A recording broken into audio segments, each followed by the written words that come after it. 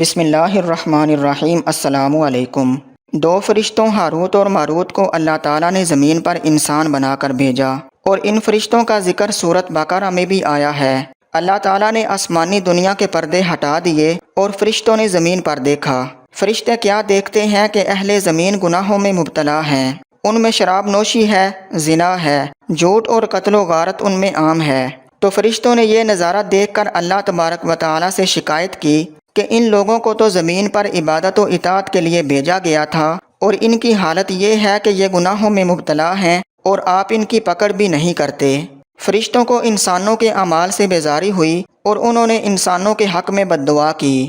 اللہ تبارک و تعالیٰ نے فرمایا کہ میری ذات اہل زمین سے پردے میں ہے، اس لیے ان پر میرا خوف کم ہے، اور چونکہ تم ہر وقت میرے پاس رہتے ہو، اس لیے تم پر جس درجے کی ہیبت، خوف اور خشیت طاری ہے، اس درجے کی انسانوں پر نہیں ہے، لہذا اس لیے انسانوں سے گناہ ہو جاتے ہیں۔ ملائکہ کو اس بات پر اطمینان نہ ہوا تو اللہ تبارک و تعالیٰ نے فرمایا کہ ٹھیک ہے، تم فرشتوں میں سے پارسا فرشتوں کو چن لو، میں انہیں زمین پر بھیجوں گا، تو دیکھوں گا کہ جب وہ میرے حجاب میں جائیں گے تو ان کے اعمال کیا ہوں گے۔ احادیث میں روایت ہے کہ ملائکہ نے 3 فرشتے پیش کیے۔ ان کو اللہ تعالیٰ نے فرمایا کہ تم نے 4 کام زمین پر نہیں کرنے، 1 شراب نہیں پینی، 2 زنا نہیں کرنا، 3 قتل نہیں کرنا، اور 4 بتوں کو سجدہ نہیں کرنا۔ یہ 4 شرائط ان پر لگائیں اور ان کو زمین پر اتارنا چاہا، تو ایک فرشتے نے کہا کہ یہ مجھ سے نہیں ہوگا، میں تو نہیں جاتا۔ وہ ہٹ گیا اور ہاروت اور ماروت یہ 2 فرشتے تیار ہو گئے۔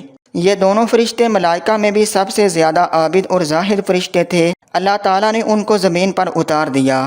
حضرت علی رضی اللہ تعالیٰ عنہ سے روایت ہے کہ وہ حضرت ادریس علیہ السلام کا زمانہ تھا۔ یہ فرشتے زمین پر آ گئے، ان میں اللہ تعالیٰ نے نفسانی خواہشات پیدا کر دی اور ان کو لوگوں کے فیصلوں کے لیے مقرر کر دیا۔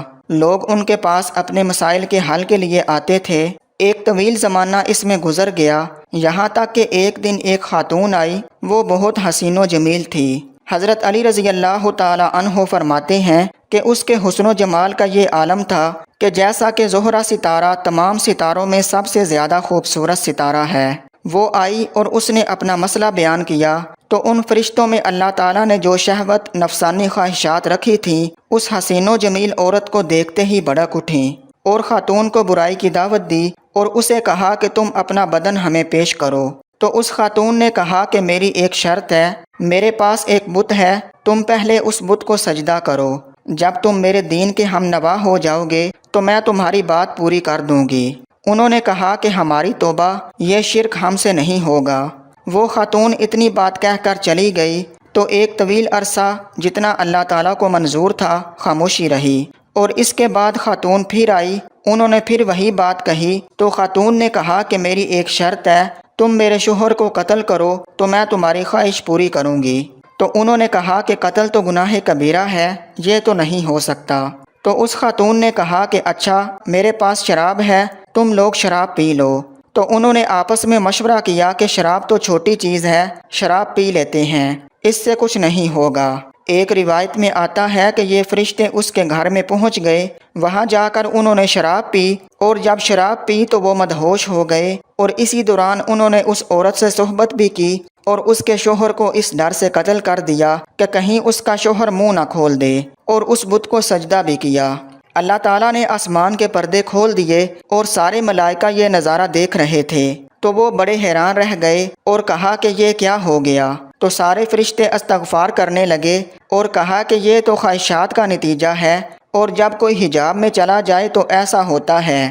تو اس خاتون نے ان فرشتوں سے کہا کہ تم لوگ جو آسمانوں پر آتے جاتے ہو، یہ کس وجہ سے جاتے ہو؟ کیا چیز تمہارے پاس ہے؟ تو انہوں نے کہا کہ ہمارے پاس اسم اعظم ہے۔ تو اس عورت نے کہا کہ مجھے بھی اسم اعظم دو اور مجھے بھی آسمانوں پر لے چلو۔ فرشتے اس خاتون کو بھی ساتھ لے کر چلے گئے۔ جب آسمان پر پہنچے تو زہرہ کو تو اچک لیا گیا اور ان فرشتوں کے پر کاٹ کر انہیں زمین پر پھینک دیا گیا۔ ایک عرصے تک یہ پھرتے رہے اور انہیں پتہ چلا کہ ایک نبی ہے، جو جمعے کے جمعے دعا کرتے ہیں وہ قبول ہوتی ہے۔ انہوں نے سوچا کہ اس نبی کے پاس جا کر ہم دعا کراتے ہیں، شاید ہماری توبہ قبول ہو جائے۔ تو جب یہ نبی کے پاس پہنچے تو انہوں نے کہا کہ اللہ تعالیٰ کی طرف سے تمہیں 2 اختیار دیے گئے ہیں، کہ تم لوگ دنیا کا عذاب برداشت کرو یا آخرت کا؟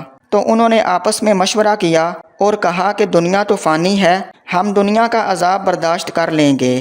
ایک روایت میں آتا ہے کہ بابل کا علاقہ جو کہ عراق میں ہے، وہاں ایک کنویں کے اندر انہیں الٹا لٹکا دیا گیا ہے، تو قیامت تک اسی میں لٹکے رہیں گے۔ جبکہ بعض روایات میں آتا ہے کہ آسمان اور زمین کے درمیان ایک مقام ہے، وہاں ان کو بطور سزا کے الٹا لٹکا دیا گیا ہے۔